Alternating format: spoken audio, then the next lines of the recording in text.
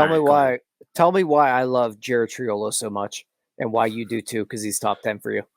Yes. Oh man, Jared Triolo. Yeah, Triolo. It's another. A lot of the guys in the system sort of have this swing and approach where they really are pull oriented, like open stance. Sometimes they're bucket striding. Triolo just plays all over the place. Very well. It's yes, and he's if it weren't for Key Bryan being so good, then this guy would also just project as like, hey, it's a plus defensive third baseman. Real quick before you get into that, what about Cabrian at shortstop and Triolo at third? I'm into that.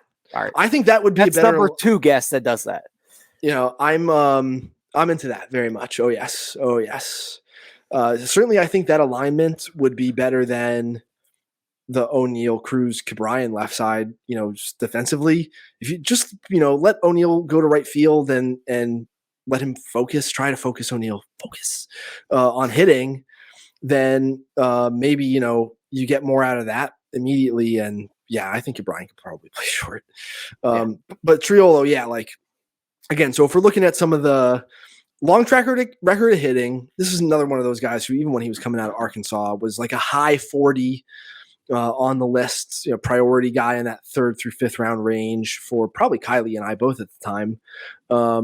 So if we're going back to some of the underlying metrics here to compare to Nick Gonzalez, Jared Triolo's in zone contact rate was 86%, not 68%.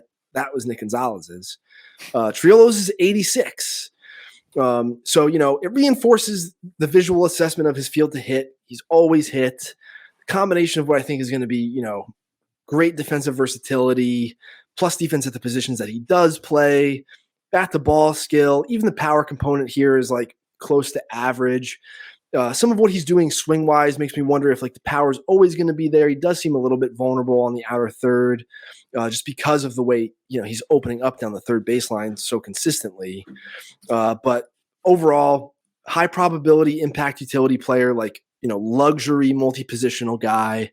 Maybe not quite like Ben Zobrist, not quite that level of production, but definitely that type of player, right? Where he's moving all over the place and producing offensively in more of a skillsy way than a toolsy way.